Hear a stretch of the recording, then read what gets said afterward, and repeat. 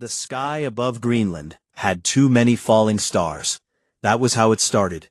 Not with sirens, not with soldiers standing at borders, not with speeches from governments or warnings on every screen.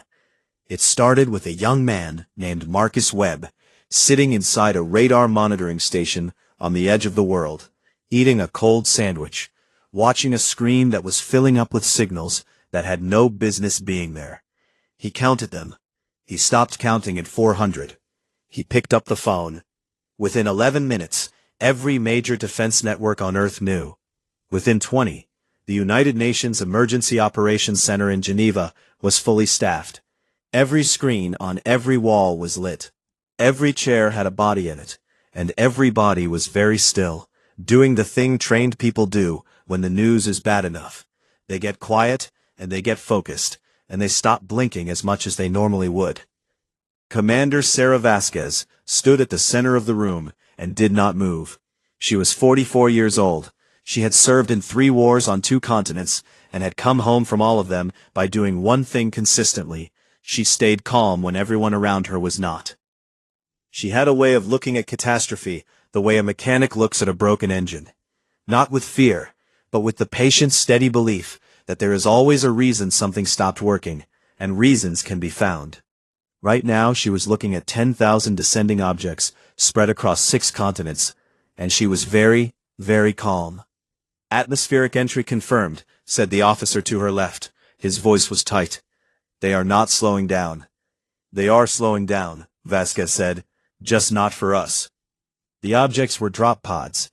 Every analyst in the room had confirmed it within the first 6 minutes. The shapes were wrong for meteors, the heat signatures were wrong for satellites, and the descent angles were too controlled, too precise, too deliberate to be anything natural. Someone had put soldiers into pods and thrown them at the planet like darts at a board. 10,000 darts. 6 boards at once. Vasquez chewed the inside of her cheek. She watched the screens. "Time to impact?" she asked. 14 minutes. She had 14 minutes and no options she liked. The interceptor systems were fast, but not fast enough for 10,000 targets on 6 continents at the same time. The math was simple and it was brutal. Even if they hit half, the other half still landed, and she had no idea what would walk out of those pods when the hatches opened. "All ground units hold position," she said. 3-kilometer perimeter. No one fires until I say so. "Commander, if we strike now while they're still in descent." "Hold position." She did not raise her voice. She did not need to. 3 kilometers. No one fires. The room went quiet again. She watched the screens and chewed the inside of her cheek, and waited. The pods hit at 6:47 in the morning on a Tuesday. In Manitoba, Canada, a pod punched through 3 meters of frozen ground and stopped like a nail driven by something enormous. In the Sahara, 6 pods came down in a straight line, a kilometer apart. Neat as stitches. In Indonesia, in Kazakhstan, in Brazil, in the flat red outback of Australia, in the wide winter plains of Eastern Europe. They came down everywhere, all at once, and the seismographs around the world shuddered with 100 small earthquakes happening in the same moment, like the planet itself had been tapped on the shoulder. The military units at the perimeter lines held, soldiers with their fingers near triggers, hands tight, eyes forward, waiting for the hatches to open, for the things inside to come out fighting, for the war to start the way wars always started, with someone shooting first and everyone else shooting back. Nothing happened. 1 minute passed, then 2, then 3. On the screens in Geneva, Vasquez watched the thermal readings from the landing zones. There was heat inside the pods, something alive, something waiting, something that was about to make a decision. At 4 minutes and 11 seconds after the first pod hit ground in Manitoba, the hatch opened. The soldier that came out was tall, much taller than any human, and thin in a way that looked wrong, like something designed for a world with less gravity pulling at it. Its suit was dark gray and smooth, covered in markings that no one in the Geneva Operations Center could read. It had 4 limbs and something like a head, and it moved with the careful, trained motion of someone who had done this before, on other worlds, and had never had a reason to expect trouble. It stepped out of the pod. It took 4 steps. Then it stopped. It stood very still for just a moment. Something changed in the way it was holding itself. A stiffness, a hesitation that did not belong in a trained soldier's body. Its knees bent, not the way of someone choosing to kneel, but the way of something that has lost the argument with its own legs. It went down. Around the world, in 63 landing zones across 6 continents, the same thing was happening. Soldiers stepping out of pods, taking a few steps and going down. Some faster than others, some making it 10 steps, some 15, some stumbling sideways before the ground took them. One soldier, out on the flat Kazakh steppe, made it nearly 30 meters at a slow and worsening walk before his body stopped cooperating entirely. None of them reached the perimeter lines. None of them raised a weapon. Not one shot fired. Not one. The drone footage reached Vasquez's screen at 6 minutes past impact. She watched it without speaking. The room around her had gone quiet, in the way that large rooms full of trained professionals almost never go quiet. Completely, and all at once, like someone had reached into the air and pulled the sound out of it. The soldiers were not dead. That was the first thing and the most important thing. They were moving, slowly, badly. Some had rolled onto their sides. Some were reaching toward each other, the way people reach for something solid when the floor has stopped being reliable. A few had pressed their hands flat against the ground, fingers spread wide, as if they were trying to understand it, or communicate with it, or simply feel that something in this world was holding still. One of them looked up at a drone camera, hovering 4 meters above its head. The drone was small, maybe the size of a human hand. The soldier looked at it with whatever it used for eyes, and it looked for a long time, and something in the footage, something Vasquez could not name and did not try to, made her feel like she was watching something that was very frightened, and working very hard not to show that it was. She had worn that look herself, in 2 of the 3 wars, in the moments before things got worse. She recognized it without wanting to. "All units maintain position," she said. Her voice was flat and even. "Nobody moves. Nobody fires. Not one shot from any unit on any continent. Commander, if we advance now while they're what?" "While they're what?" She turned and looked at the officer who had spoken. He was young and his face was full of the kind of energy that wanted very badly to do something, anything, in a situation where doing something felt better than doing nothing. "They're down," she said. "They are not fighting. We are not going to shoot things that are not fighting." She turned back to the screens. 10,000 soldiers, 6 continents, all of them on the ground in under 5 minutes. No weapons fired, no humans hurt, no explosion, no gas, no invisible pulse, no trick she could find in any of the footage. They had landed, and the planet had simply put them down. Vasquez let out a slow breath through her nose. She looked at the thermal readings. She looked at the seismic data still rolling in from monitoring stations she hadn't known existed 3 hours ago. "Get me a scientist," she said. Nobody answered right away. The screens showed 63 fields and deserts and frozen plains, all full of fallen soldiers who had come here to conquer something and had instead been introduced to the ground. Somewhere above them, far above, beyond any camera, a fleet of ships was watching this happen, and Vasquez had no idea what it was deciding. She did not feel like she had won anything. She felt like the first question had just been asked, and the second question was going to be much harder. Outside the building, the city of Geneva was waking up to an ordinary Tuesday morning. People were making coffee. Children were getting ready for school. Someone was walking a dog along the lake, watching the water. The sky was blue. The planet had not noticed. Dr. Nadia Osei had never been inside a military helicopter before, and she decided immediately that she did not enjoy it. It was loud. It shook in ways that seemed personal. The soldier sitting across from her had not spoken a single word in 40 minutes, which she found both understandable and socially exhausting. She sat with a tablet on her knees, reading every file she had been given in the 2 hours since a phone call had pulled her out of her university office, and she read them twice. And then she looked out the window at the Canadian winter passing below, and she thought about bacteria. She thought about bacteria a lot, in general. Most people did not. Most people thought about bacteria only when they were sick, which was a little like thinking about your engine only when the car stopped. The bacteria were always there, always working, always doing the 10,000 things that kept larger living systems from falling apart.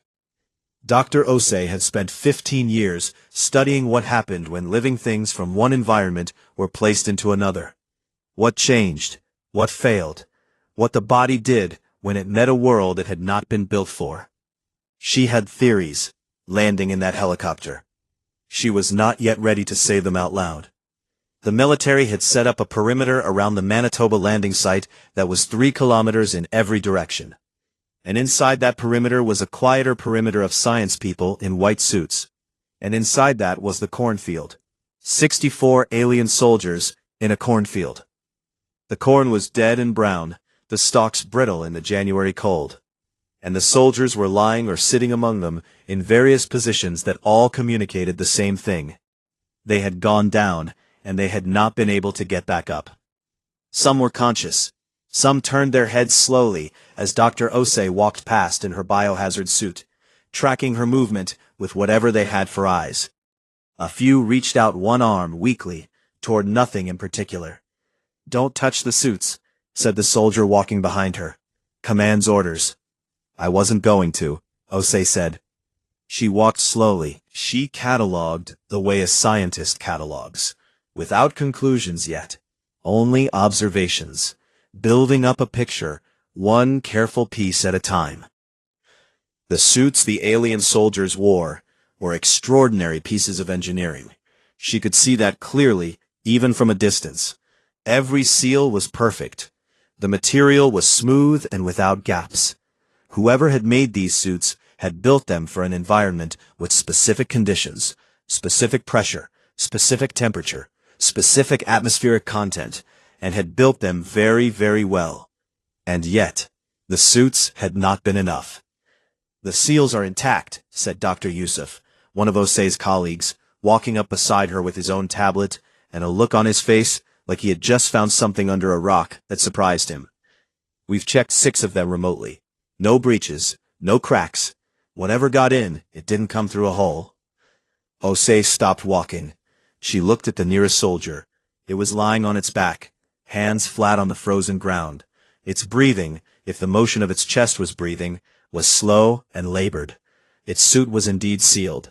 She could see the seams from here, clean and undamaged. She thought about bacteria. "It found the seals anyway," she said quietly. "Sorry?" "Nothing." She kept walking. Keep cataloging the suit readings. All of them. She was in the middle of the cornfield, trying to understand a set of atmospheric readings from inside one of the pod hatches, when the second wave came down. She heard it before she saw it. A sound like the sky tearing, repeated over and over, growing and then stopping. And then far away, another set, and then another. She looked up through the clear visor of her hood, and watched the smoke trails appearing over the horizon to the south. And she counted them, and stopped counting, the same way Marcus Webb had stopped counting 12 hours earlier in Greenland. The radio on her wrist crackled. "Second wave confirmed," said a voice she didn't recognize. "All continents. Larger drop this time. New suit signatures. Command thinks they've upgraded the environmental shielding." She looked down at the first soldier again. Its eyes, or what served for eyes, were looking at the sky, watching the new trails appear. Its expression, if it had expressions, was impossible to read. She wondered if it was glad. She wondered if it was afraid. She went back to work. The second wave landed 11 minutes after the first soldier had stepped out of its pod. The upgraded suits held for 7 minutes instead of 4. That was the difference the new shielding bought. 3 extra minutes of standing up. Then the second wave went down the same as the first, in fields and deserts and plains around the world. And by the time Osei got the confirmation over the radio, she had already mostly expected it. She stood in the middle of the cornfield and did not move for a long time. "Dr. Osei," said the soldier behind her, "you all right?" She did not answer right away. She was thinking about something that the readings had been telling her for the past 2 hours, and that she had been carefully not thinking about in full, because the full thought was so large that she had been approaching it sideways, a piece at a time, the way you approach something very bright, by looking just beside it, rather than directly at it. But now she looked directly at it. "It's everything," she said. Her voice was very calm. The soldier could not see her face inside the suit. "It's not one thing, it's the whole planet. The gravity is wrong for them. Their homeworld must be lighter. Their bodies aren't built for this much pull. The atmospheric pressure is too high. The oxygen content, they're hyperoxygenating, their equivalent of blood is getting too much of it, like breathing through a fire hose. The electromagnetic field is the wrong frequency for whatever their biology uses to regulate itself." She paused. "And the bacteria." "The bacteria," the soldier repeated, unsure what he was supposed to do with this information. "This planet has been fighting itself for 4 billion years. Everything alive here evolved in a battlefield. Every microbe on this planet spent billions of years learning how to get through barriers, how to survive hostile environments, how to find gaps that look like they aren't gaps. Their suits are perfect. The seals are perfect." She turned and looked at the nearest soldier, still on its back, still breathing. "But the bacteria that live on every surface on this planet found the seals anyway. Because that is what 4 billion years of practice looks like." The radio crackled again. Someone in Geneva was asking for a report. Behind her, the soldier cleared his throat. "So, did we win?" Osei turned and looked back at the alien on the ground. It was still looking at the sky. New trails were still fading up there, the last of the second wave finding its resting place somewhere on the planet's surface. It turned its head slightly and looked at her. She looked back at it. Two living things from different stars, standing on the same piece of frozen ground, both of them working out what had just happened, and what was going to happen next. She did not answer the soldier's question. She raised the radio to her mouth. "This is Dr. Osei, at Manitoba Station 1, she said. "Tell Commander Vasquez I need to speak with her, and tell her to make sure no one fires a weapon at any of these soldiers. Not one." She looked at the alien, still looking at her. "I think there's a conversation coming, and we need them alive for it." She lowered the radio. Above her the sky was pale and cold, and full of fading trails. And under her feet the ground was frozen and old, and full of things too small to see, that had been fighting and winning for longer than the human species had existed. The planet had beaten them without being asked, without noticing, without even trying.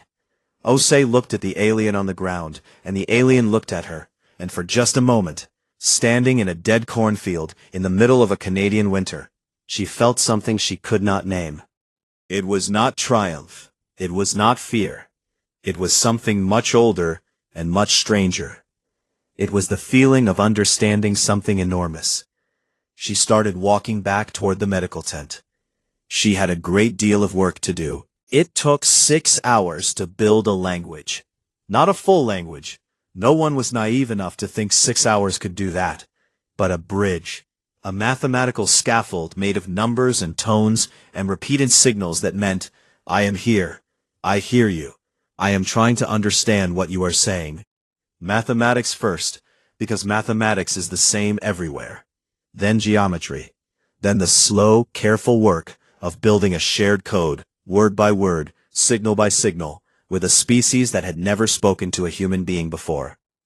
The alien they were talking to, the one who had maintained suit integrity long enough to regain full consciousness, had initiated the contact itself. That was the part Vasquez found most interesting.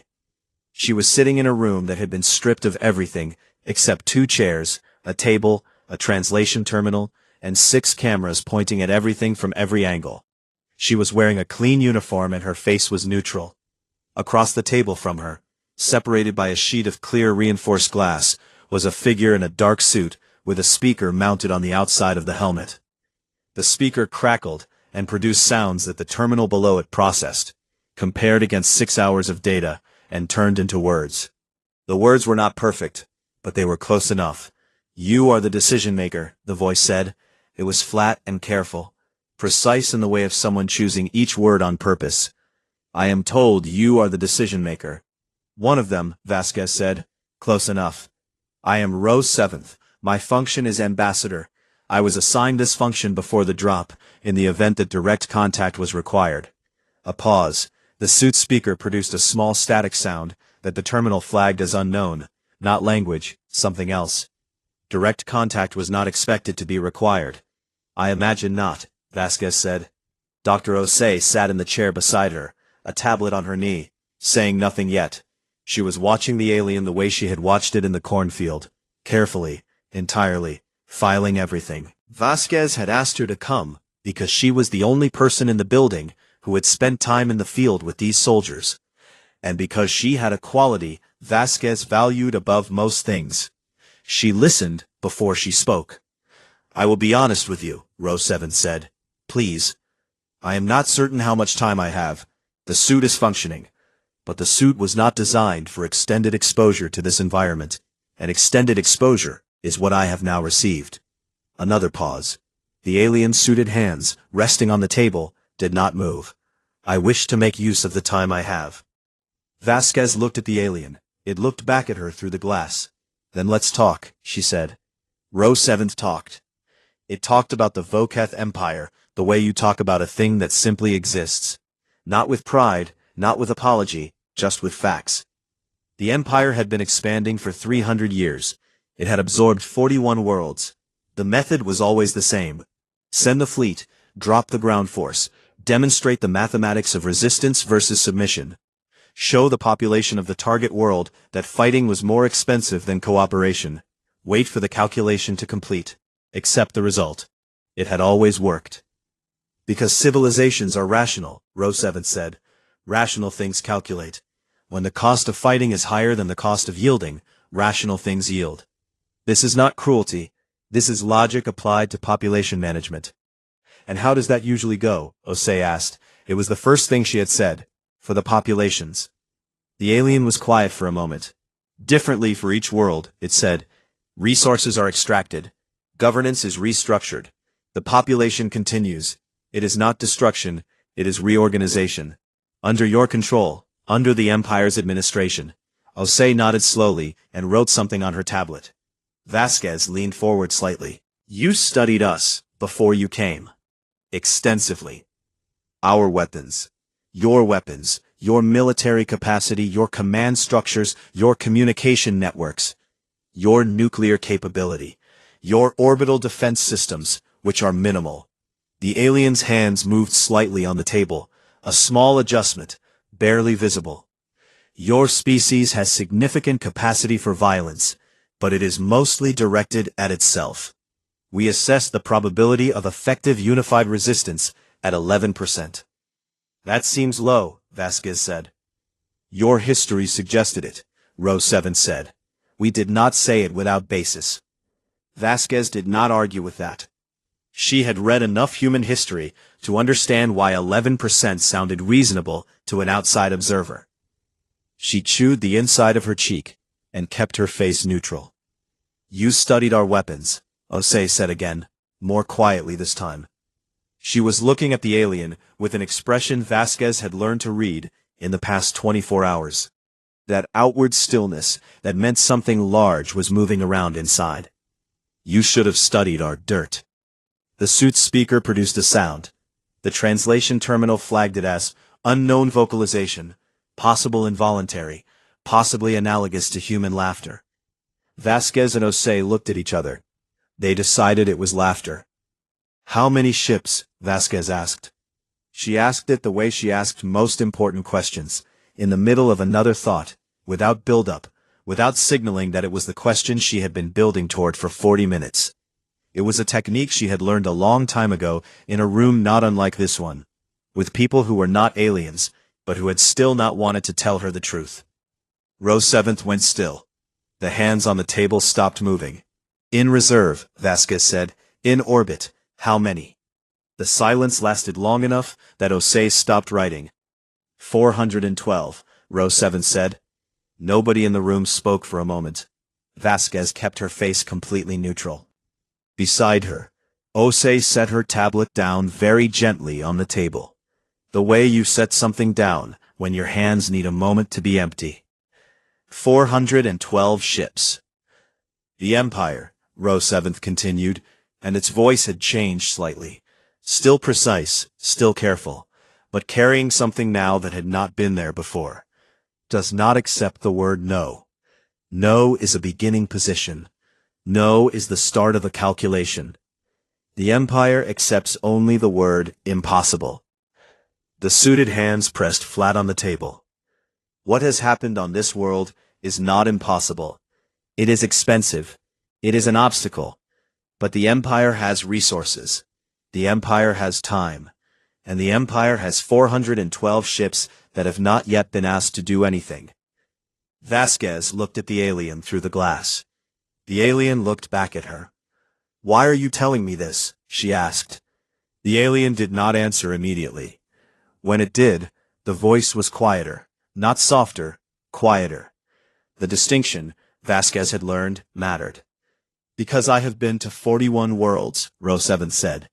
"I have done this 41 times.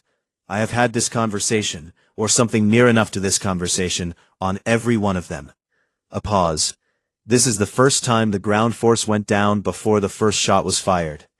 This is the first time I was asked to explain what the Empire does, rather than accept what the Empire has already done." Another pause, longer. "I find I prefer this version of the conversation." The room was very quiet. "So do I," Vasquez said. She stood up, slowly, and looked at the alien through the glass for one more moment. "We'll talk again tomorrow," she said. "If you're still—" She stopped, started again. "We'll talk tomorrow." "Yes," Row 7 said. Vasquez left the room. Osei followed. The cameras kept recording. 6 angles of an alien in a suit, sitting alone at a table, hands still flat on the surface, facing the empty chairs. In the hallway, Osei stopped walking. 412 ships, she said. "I know," Vasquez said. "And it warned us." Vasquez chewed the inside of her cheek. She looked down the hallway, which was long and fluorescent and full of people moving quickly in both directions.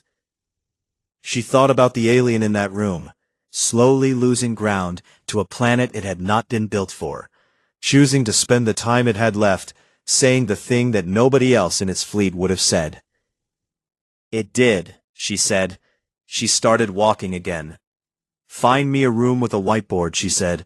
"We have a lot of thinking to do before tomorrow." The room was small and had a whiteboard and 2 chairs, and they argued in it for 4 hours. That was not unusual for them. In the 3 weeks since the landing, Vasquez and Osei had developed a working relationship built on the understanding that they would disagree productively and often. Vasquez came at every problem from the angle of what could be controlled. Osei came at every problem from the angle of what was actually true. These 2 approaches did not always point in the same direction, and when they didn't, the argument that followed was usually the most useful part of the day. This argument was different. This one had a hard edge. "We are standing on the most sophisticated biological weapons library in the known galaxy," Osei said. She was not sitting. She was pacing the 3 meters of open floor between the whiteboard and the wall, the way she paced when she was thinking and talking at the same time, which was often. 4 billion years of evolution. Every pathogen on this planet has been developing offensive capability since before there were eyes to see with. We haven't even mapped a fraction of it, and the Volketh don't know any of it exists. "That's because they studied weapons," Vasquez said. She was sitting. She was always sitting when Osei was pacing. It balanced something. "Military hardware, missiles, satellites. They looked at the things we built, and they calculated the odds."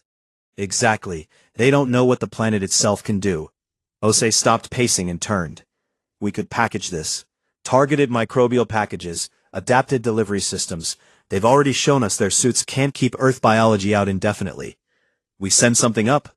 We make the point very clearly." Vasquez looked at the whiteboard. Someone had written numbers on it earlier. Fleet counts, orbital distances, estimated response windows, and hadn't erased them. She looked at the numbers for a moment. "No," she said. "Vasquez, that is not leverage," she said. "Leverage is something you hold. Something that changes the other person's calculation, without being spent." She turned her chair to face Osei directly. "What you're describing is a last move. Last moves are for when you have lost everything else, and the only question left is how much damage you do on your way out.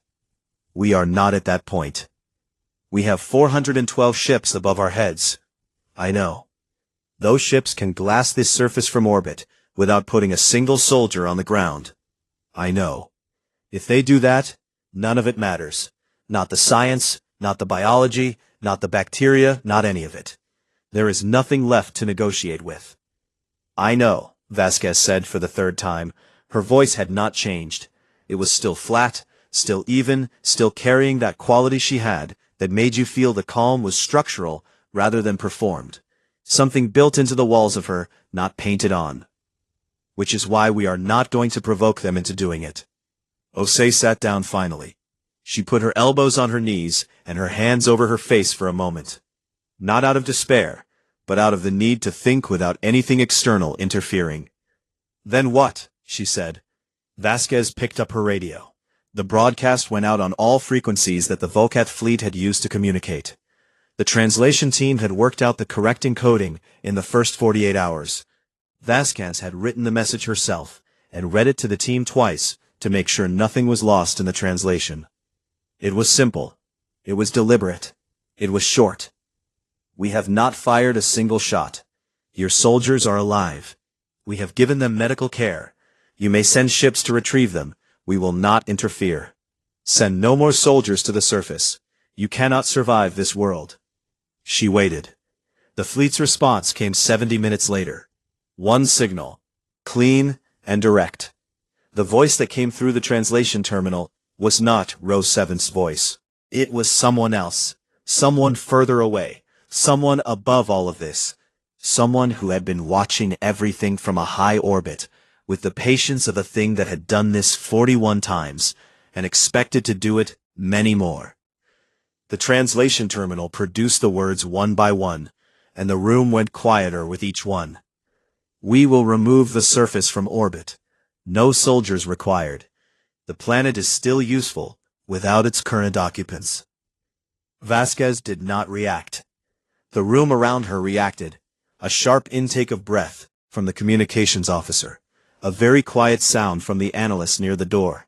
A stillness that spread through the people in that room, the way cold spreads through a room when a window opens. Every person in there understood what orbital bombardment meant. They had all done the math at some point in the last 3 weeks, privately, and pushed it away, and now it was in the center of the room, and there was no pushing it away anymore. Vasquez sat with it for a moment. She chewed the inside of her cheek. She turned and looked at Osei. Osei was sitting very still.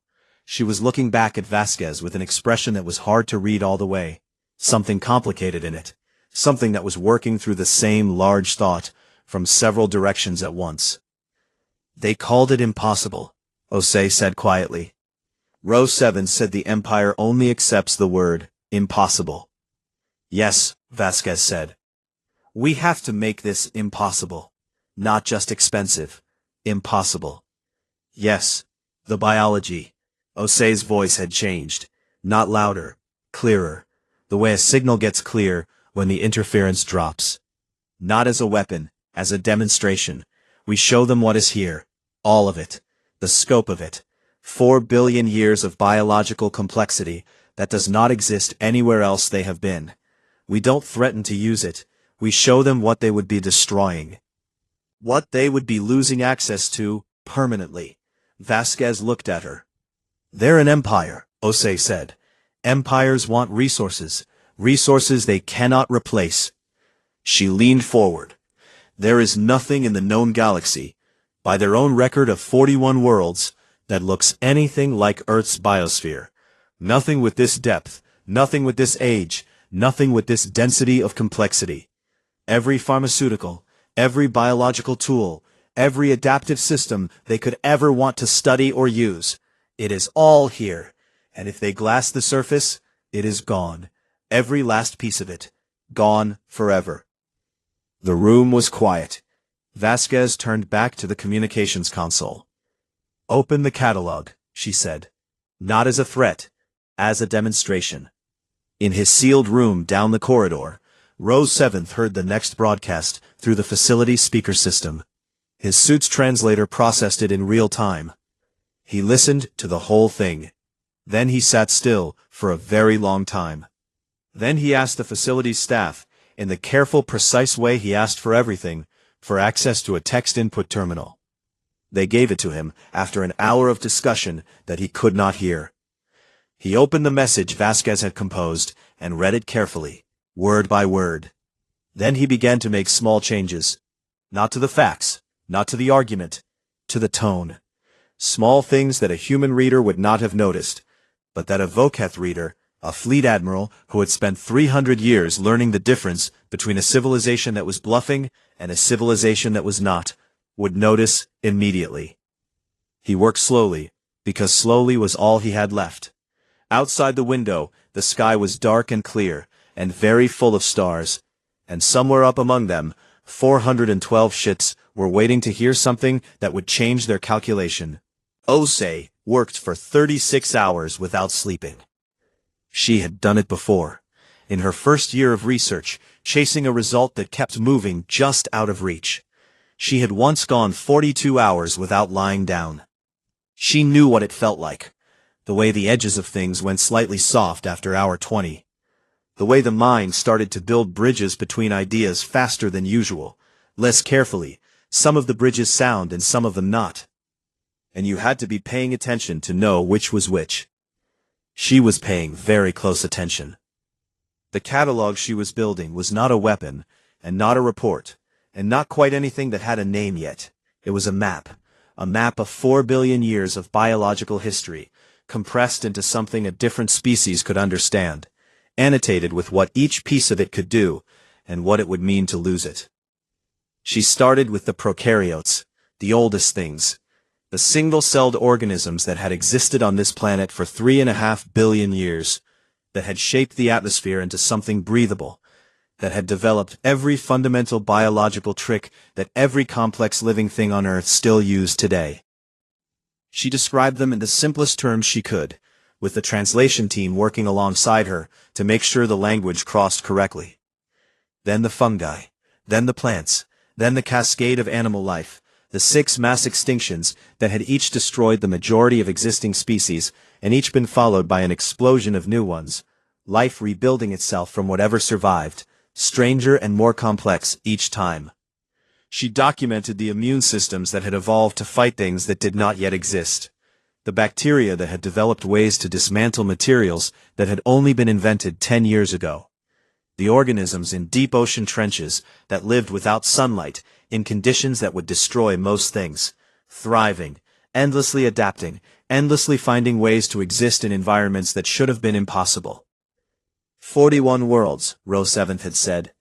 Osei had spent a week reading everything that had been extracted from the fleet's communications. She knew what those 41 worlds had contained. She knew what their biospheres had looked like. None of them had been anything like this. None of them had had 4 billion years.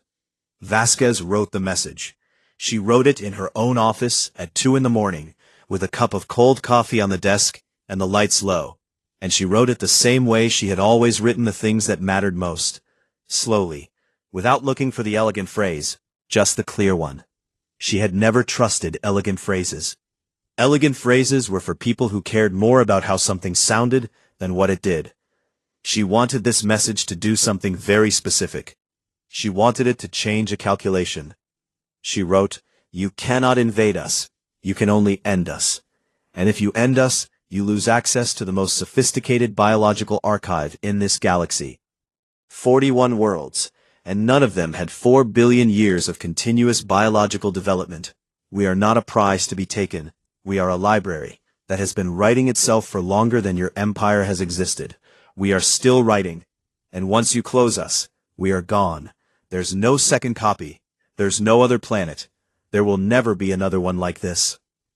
She read it back. She changed 3 words. She read it again. She sent it to the translation team. An hour later, a message came back from the secure terminal in Row 7's room. It was the same message, with small edits. Tone adjustments, the translation team said. Emphasis shifts. The meaning was unchanged. But the edits were the kind that someone made when they knew exactly what the reader needed to feel in order to make a different decision. Vasquez approved every change. She went to Row 7's room and stood outside the glass. The alien was sitting on the floor, its back against the wall, its suited hands resting in its lap. It looked up when she arrived. They looked at each other through the glass in silence for a moment. She put her hand flat on the glass. The alien looked at her hand for a moment. Then it raised one of its own and pressed it against the other side. The suit's four-fingered hand against the glass, her five-fingered one on the other side. She nodded once. It nodded once. She walked away. The full package went out the next morning. The catalog first, 340 gigabytes of biological data. Every major species, every major system, every major adaptation. The summary analyses that Osei had written in plain language, that the translation team had rendered into vocab, as clearly as they could manage. A complete map of something that existed nowhere else in the explored galaxy. Then the message. Then silence. The fleet did not respond. 1 hour passed. Then 2. Then 6. Vasquez sat in the operations center and watched the orbital tracking screens. The fleet had not moved. The ships had not changed formation. They were still up there, 412 of them, holding position over a planet they had come to take, and had not yet decided whether to destroy. She drank 3 cups of coffee that were all the same temperature, which was not warm. She did not look away from the screens. People offered her things, and she waved them away. Someone turned the lights off in half the room, and nobody turned them back on. And the remaining half cast everything in a flat, tired glow that made everyone look like they had been awake for too long, which most of them had. At hour 14, someone said quietly that maybe they should discuss contingency plans. "We don't have any," Vasquez said, "so there is nothing to discuss." No one said anything after that. 19 hours after the package was sent, the fleet moved. Not toward the surface, away from it. The tracking screen showed it happening in real time, formation shifts, drives engaging, the signature heat blooms of ships changing vector. Not all at once, not in a rush, but steadily, methodically, the kind of organized withdrawal that spoke of a decision made clearly and without panic. The kind of movement that said, "We have calculated, and the calculation has a new answer." 40 minutes later, the fleet was gone from the tracking range. The operations center was very quiet for a long moment. Then someone started clapping, and then everyone was clapping, and Vasquez sat in the center of it and pressed her hands together 4 times, out of politeness, and then stopped and looked at the screens where the fleet had been. She did not feel like celebrating. She felt like something had been avoided. Those were not the same thing. Outside the Manitoba facility, Dr. Osei stood in the cold and looked up at the sky. She was not wearing her biohazard suit. Just a coat, her hands in her pockets, breath coming out in small white clouds. Behind the facility's glass walls, 12 alien soldiers were being kept in medically maintained conditions. The ones the doctors had decided were stable enough to remain. The ones who had been here longest, and whose physiology the medical teams had learned the most about keeping functional. They were, in a very strange way, guests now. Vasquez came out and stood beside her. They looked at the sky together for a while. "Did we win?" Vasquez asked. Osei thought about the cornfield. The alien looking up at the drone camera with something that looked like fear, being controlled carefully. Row 7th in a sealed room, making small edits to a message that might have saved the planet. Spending the last good hours of its health on a calculation it had decided was worth making. She thought about 4 billion years of life choosing, again and again, to keep going. "I don't know what we did," she said. "But they're thinking, and thinking is better than firing." Something about what came next. About what it meant that the galaxy now knew Earth existed and was still standing, about the data package floating out there in the dark, readable by anyone with the right receiver. She decided against it. The sky was dark and full of stars, and very quiet. 3 weeks later, a new signal arrived. Different frequency, different encoding. The translation team worked on it for 9 hours, before they had something that held together well enough to be called a message. They brought it to Vasquez at 7 in the morning, with faces that were hard to read. It was from a different fleet, a different species entirely, a different empire, coming from a different direction, with no apparent connection to the Voketh. The message was simple. It was only a question. It wanted to know if the library was open.